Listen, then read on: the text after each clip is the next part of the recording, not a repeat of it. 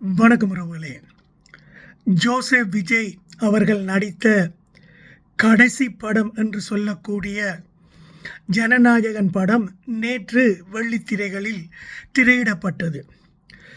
பலத்த எதிர்பார்ப்புக்கு மத்தியில் வெளியிடப்பட்ட இந்த படம் நிறைய வசூலை குவிக்கும் என்று ஆரோடம் கூறப்பட்டாலும் படத்தின் வசூல் நேற்றும் இன்றும் எதிர்பார்த்த வகையில் இல்லை என்று கூறப்படுகிறது உறவுகளே.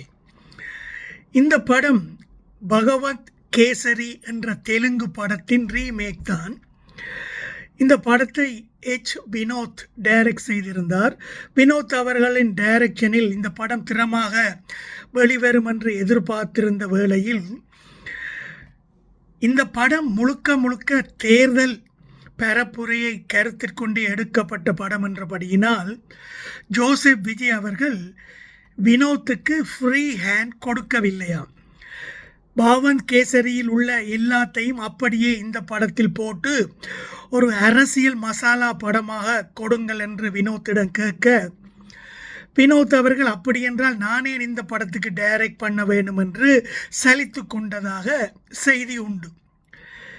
இந்த படத்தின் பிரச்சினைப்பட்ட சென்சாருடன் பிரச்சினைப்பட்ட விடயமெல்லாம் அறிந்ததே. இதனால் தயாரிப்பாளர்கள் ஏதோ ஒரு வகையில் அந்த படத்தை சட்டத்துக்கு மாறாக எல்லா வெப்சைட்டுகளும் கசிய விட்டது தெரிந்ததே. அதனால் பலரும் இந்த படத்தை ஏற்கனவே பார்த்து விட்டார்கள். அதனால் செத்த பாம்பை திருப்பி அடிப்பது போலத்தான் ரசிகர்கள் கூட இந்த படத்தை பார்க்க வேண்டிய சூழ்நிலை இருந்தது உறவுகளே. மியூசிக், டயலாக், போடப்பட்ட செட் எல்லாமே விஜயின் மற்ற படங்களில் வந்த அதே செட்டுகளும் காட்சிகளையும் அப்படியே கொப்பி அண்ட் பேஸ்ட் செய்த மாதிரி தான் இருந்தது என்று ரசிகர்கள் சலித்துக் கொள்கிறார்கள் உறவுகளே.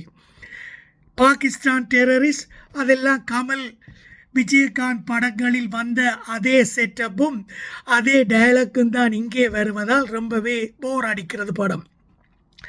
அது மட்டுமல்ல உறவுகளே, நோமலான விஜய் படம் என்றால் ரசிகர்கள் வித்தியாசமான எதிர்பார்ப்புகளுடன் போவார்கள். அங்கே 3-4 டூயட் இருக்கும், நல்ல கொமெடி சீன் இருக்கும் என்றெல்லாம் எதிர்பார்த்து போவார்கள். ஆனால் இந்த படம் எடுக்கப்பட்ட நோக்கமே வேறு என்றபடியினால் இதில் பாட்டுக்களும் இல்லை, கொமெடியும் இல்லை என்றபடியால் விஜயின் ரசிகர்களே தியேட்டர்களில் முதல் நாளிலேயே தூங்கி போனார்கள் என்ற செய்தியும் உண்டு உறவுகளே.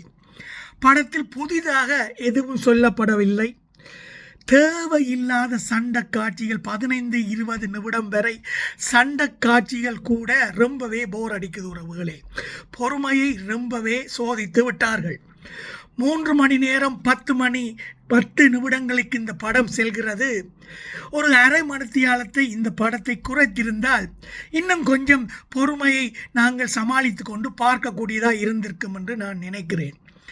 திருத்தணி போன்ற இடங்களிலெல்லாம் முதல் நாளிலே சில காட்சிகள் ஓடவில்லையாம். ஏனென்றால் யாருமே பார்ப்பதற்கு தியேட்டர்களுக்கு வரவில்லை என்ற செய்திகளும் உண்டு உறவுகளே.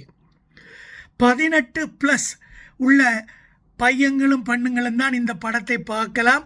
அதனால் ஜோசப் விஜய் அவர்களின் குட்டீஸுகளுக்கெல்லாம் இந்த படத்தை பார்ப்பதற்கு தியேட்டர்களில் அனுமதி இல்லை. அதனால் நாகர்கோவில் போன்ற இடங்களில் முதல் நாளில் பள்ளிக்கூடத்தில் இருந்து சென்ற 50-60 குட்டீஸையெல்லாம் தியேட்டர் ஓனர் ஆட்கள் திருப்பி அனுப்பியதாகவும் செய்தி இருக்கிறது உறவுகளே. எப்படியாயினும் பாவத் கேசரியை ரீமேக் செய்த இந்த படம் விஜய்க்கு ஒரு வெற்றி படமா என்று கேட்டால் உண்மையில் இல்லை உறவுகளை. இது ஒரு மொக்க படமாகத்தான் வந்திருக்கிறது.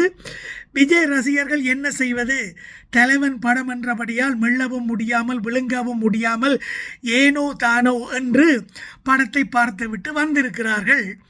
அமைச்சர்களும் எம்எல்ஏக்களும் படத்தில் தியேட்டரில் உட்கார்ந்து கொண்டு அழும் காட்சிகளைத்தான் அவர்கள் வீடியோ போட்டு வைரலாக்கி கொண்டிருக்கிறார்கள்.